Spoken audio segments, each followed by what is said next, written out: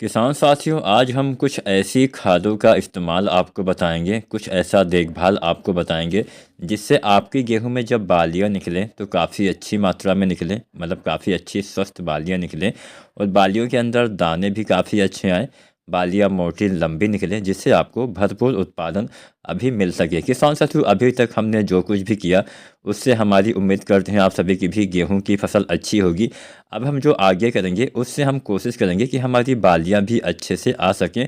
कुछ सावधानियां भी बरतना होता है, कुछ बातों का ध्यान और कुछ खादों के सही समय पे इस्तेमाल से आप भी अपने गेहूं में उचित और ज़्यादा पैदावार ले पाएंगे। चलिए ज़्यादा देर नहीं करते हैं, जानते हैं क्या क्या हमें करना है, क्या क्या नहीं करना। सबसे पहले जानते हैं क्या नहीं करना होता है।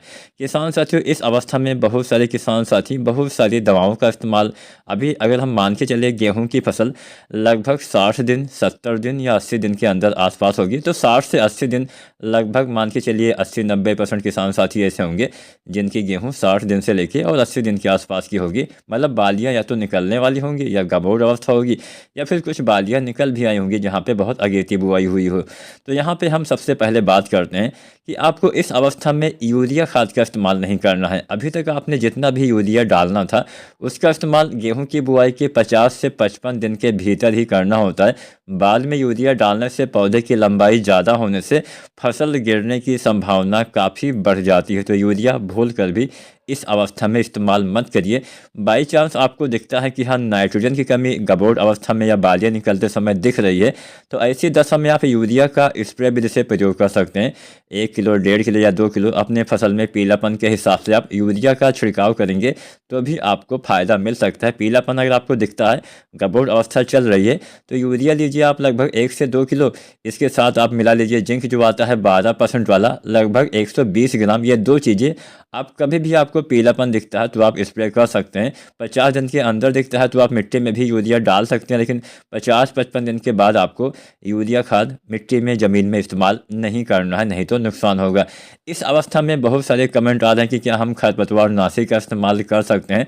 तो इस अवस्था में खरपतवार नाशी के इस्तेमाल से बहुत ज़्यादा फायदा आपको नहीं मिलेगा, उल्टा आपको नुकसान हो सकता है। तो खरपतवार नाशी का इस्तेमाल आपको अब नहीं करना है। जितना भी करना होता है पहले पानी के आसपास कर देते हैं तो अच्छा फ़ायदा मिलता है। इसके साथ साथ कुछ आप चीज़ों का इस्तेमाल कर सकते हैं। मान लीजिए आपने बहुत अगेती बुआई की है, यानी आपने लगभग अक्टूबर में 20-25 अक्टूबर से बुआई कर दी या फिर नवंबर के प्रथम सप्ताह तक आपने बुआई की है और किसी ऐसी वैरायटी का चयन किया है जिसकी हाइट ज़्यादा होती है, उसमें आप लिहोसिन का इस्तेमाल कर सकते हैं। सभी किस्मों में, सभी गेहूँ में नहीं डालना है, केवल अधिक हाइट होने वाली जो किस्में होती हैं, कुछ जैसे DBW वाली कुछ वैरायटी जो ज़्यादा लंबी होती हैं, तो उनमें आप जो PGR आते हैं, जैसे आप लिहोसिन का इस्तेमाल चाहे तो कर सकते हैं। लिहोसिन आपको 2 ml पर लीटर पानी के हिसाब से इसका इस्तेमाल करना होता है। तो इसका इस्तेमाल हमें 2 बार करना होता है। पहली बार हमें इसका इस्तेमाल पहली गांठ बनते समय और दोबारा से जब झंडा पत्ती निकलने वाली होती है तब आपको इसका इस्तेमाल करेंगे तो थोड़ा सा हाइट कम रह जाती है। बाकी सभी वैरायटियों में आपको लिहोसिन का स्प्रे नहीं करना है, पैसा ही बर्बाद होगा। मान लीजिए आपने पिछेती देर से बुआई की है, मतलब अगर आपने नवंबर के प्रथम सप्ताह से बाद में कभी भी बुआई की है, मान लीजिए मोटी मोटा 10 नवंबर के बाद अगर आपने बुआई की है, तो लिहोसिन डालने की आवश्यकता। अगर कोई अगेती वैरायटी भी है, अधिक लंबी वैरायटी भी है, तो वो भी स्वाभाविक रूप से उतना हाइट उसकी नहीं जाएगी क्योंकि उसको समय कम मिलेगा।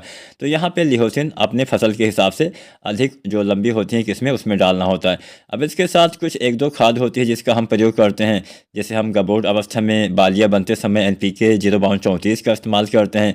52% फास्फोरस, 34% पोटेशियम इस NPK में पाया जाता है। इसके इस्तेमाल से बालियों का विकास फास्फोरस ट्रांसपोर्ट का काम करता है और पोटेशियम से तो आपको पता होगा फल फूल बीज दाने का विकास सही से होता है, आपके पौधे के तने भी मजबूत होते हैं। तो 05234 1 किलो से लेकर 1.5 किलो प्रति एकड़ के हिसाब से बालियाँ निकलने से पहले गबोड़ अवस्था में डालना होता है। इसके साथ डालना होता है बोरोन। बोरोन 20% वाला लगभग 100 ग्राम या 125 ग्राम प्रति एकड़ के हिसाब से आपको इस्तेमाल करना होता है। बोरोन से बाद में जब बालियाँ निकल आती हैं तो फ्लावरिंग होती है, तो उसमें अच्छे से पोलिनेशन होता है जिससे आपके दाने का भराव अच्छे से सही ढंग से हो पाता है। तो बोरोन और NPK 05234 ये 2 खादें, अगर आपकी बालियाँ नहीं निकली हैं, गबोड़ अवस्था चल रही है, तो तुरंत ही इसका इस्तेमाल आप कर दीजिए। अब इसके साथ थोड़ा बहुत पीलापन मान लीजिए गबोड़ अवस्था में दिखता है तो यूरिया 1 से 2 किलो आप मिला के, साथ में जिंक भी आप मिला सकते हैं। वैसे अगर आप जिंक का इस समय इस्तेमाल करते हैं तो थोड़ा फ़ायदा मिल जाता है, पौधे में सही से भोजन का निर्माण हो पाता है। तो जिंक 12% वाला 120 ग्राम और यूरिया 1 से 2 किलो आपको इसी NPK 0/34 और साथ में बोरोन, साथ में जिंक, साथ में यूरिया, ये 4 चीज़ें आप एक साथ डाल सकते हैं। बस ध्यान यही रखना है सभी का अलग अलग घोल बनाने के बाद आपको इस्तेमाल करना है। यूरिया का इस्तेमाल तभी करना है जब आपको लगे कि हाँ नाइट्रोजन की कमी है, अन्यथा यूरिया नहीं डालना है। बाकी आप NPK और बोरोन चाहे तो आप जिंक का भी प्रयोग कर सकते हैं। इसके बाद में जब मान लीजिए कोई किसान साथी की बाली निकल आई है तो उसको एक NPK डालना होता है, NPK 0050 या फिर आप 13045। मान लीजिए आपकी बाली निकलने के बाद पीलापन दिखता है तो आप 13045 NPK डालते हैं तो उसमें भी 13% नाइट्रोजन से आपके पौधे में हरियाली आ जाएगी।